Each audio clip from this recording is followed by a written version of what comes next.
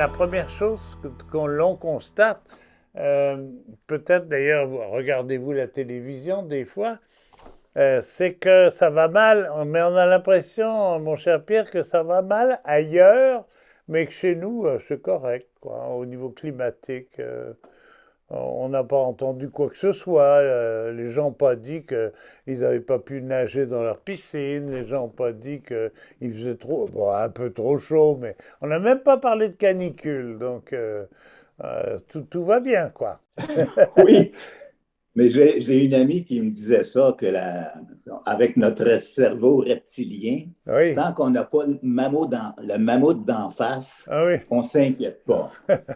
Mais ce qu'on a vu cet été, à travers le monde, là, à travers le monde, puis on n'est pas. On a été chanceux d'une certaine façon parce que de fait, au Québec, on n'a pas connu de grosses canicules cet c'est été. ça. Alors, ça joue sur notre production agricole qui s'en sort assez bien. Mais ailleurs, et à chaque fois qu'on voit des feux d'une telle ampleur, que ce soit en Californie, dans plusieurs pays d'Europe, dans le fin fond de la Russie ou ailleurs, la Chine actuellement, Ah oui. il ne Mhm. faut pas se leurrer.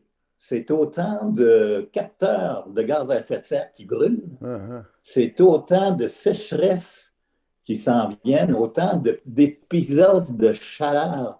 Et on va être surpris quelle forme que ça peut prendre au niveau. Alors, je veux tout de suite dire que je ne veux pas être alarmiste. Là, quand je veux être réaliste pour être capable de regarder mes petits-enfants dans les yeux pour dire, j'aurais fait mon possible. C'est ça. J'aurais fait mon possible. Mais la réalité, c'est ça.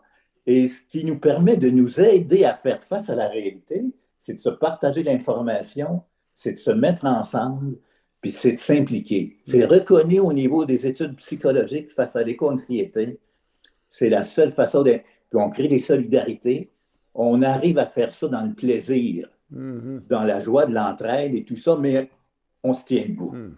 Et Mhm. on peut faire une différence. Bon, c'est vraiment au niveau des énergies fossiles que les choses s'accélèrent et deviennent de plus en plus dangereuses pour notre vie et celle de nos petits-enfants. Nous encore, on va y échapper parce qu'à 80 ans ou presque, on n'est pas loin de la fin du parcours, mais pour ceux qui commencent leur vie, c'est vraiment très préoccupant. C'est tout à fait vrai. D'ailleurs, le groupe intergouvernemental d'experts Ouais. sur le climat rattaché à l'ONU, qui rassemble plus d'un millier de scientifiques à travers le monde, ça fait plus de 30 ans qu'ils nous renvoient le message que le réchauffement de la planète se fait.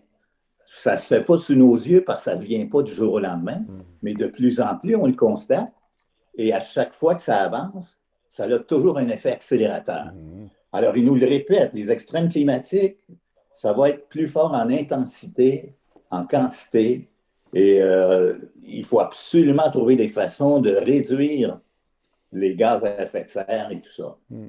Mais on a un pays, le Canada, qui a acheté avec notre propre argent le pipeline Ouais. dans l'Ouest, actuellement Morgan, et qui, au début, on l'a acheté, je pense, ça coûtait 8 millions, non, 8 milliards, on avait prévu 12 milliards. On est rendu à 24 milliards pour continuer le projet, même s'il y a des groupes d'économistes qui disent que ça ne sera jamais rentable. Et là, ça se continue. Et l'année passée, 2 jours après que le secrétaire général de l'ONU nous disait que c'est criminel et immoral d'accepter d'autres projets d'énergie fossile, M. Stephen Guilbeault, notre ministre de l'Environnement, nous annonçait l'acceptation du projet de Baie du Nord dans les eaux de Terre-Neuve, supposément parce qu'il y aurait aménagé des façons différentes. Tout ça. Mhm. Mhm. Alors, on est devant ça. Le défi, c'est que c'est pas terminé. On voit de plus en plus d'événements qui arrivent. Et la guerre en Ukraine qui vient se présenter, puis que comment je les appelle, les bonzes du pétrole qui disent, hey, on pourrait même refaire vivre le gazoduc du Saguenay Ouais. pour répondre à la demande, alors qu'on a besoin de l'énergie actuellement en Europe et que ça prendrait 5 à 6 ans pour construire des infrastructures. Ça fait qu'il y a des forces auprès de nos gouvernements qui essaie de faire passer la continuité de l'exploitation des énergies Oui, mais fossiles. ça va même jusqu'à la réouverture des mines de charbon. Oui, et en Europe, Oui, mais aussi en Chine. oui. Vous savez qu'en Chine, actuellement, je regardais ça, là, ils ont un épisode de chaleur extrême qui se passe sur l'ensemble du territoire. Alors, c'est des centaines de millions de personnes actuellement qui vivent, comme disait un professeur de l'université Yale, dans un four permanent. Alors, qu'est-ce qui arrive actuellement? Et ça a l'air loin. Hein? Ce que je veux dire, c'est qu'on a vu en Europe, on a vu en Californie, les feux, etc. Au fur et à mesure que ça se détruit, on n'y échappera pas. Au nord de l'Ontario, l'année passée, on avait à Montréal la qualité de l'air qui était affectée par les feux dans le nord de l'Ontario. On n'y échappera pas. Les frontières n'arrêtent pas le réchauffement du climat. Prenons connaissance de ce qui se passe ailleurs et je vous donne juste un aperçu de ce qui se passe en Chine actuellement.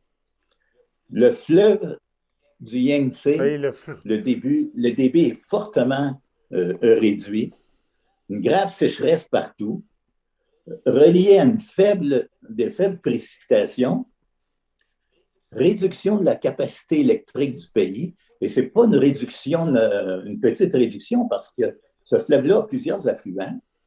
Alors, ça limite la capacité électrique du pays, interruption d'activité économique, parce qu'on est obligé de faire du rationnement, menace la production agricole, une perte de récolte majeure pour l'automne qui s'en vient, augmentation des... Bon, je dis ça parce que ça a l'air loin, mais ça touche la QDR. Tout ce qui concerne la sécurité alimentaire, tout ce qui concerne la santé au niveau des chaleurs extrêmes, on va y goûter, là. Autrement dit, une espèce d'insouciance des gens qui tiennent les leviers de commande parce que la soif du profit, tout simplement,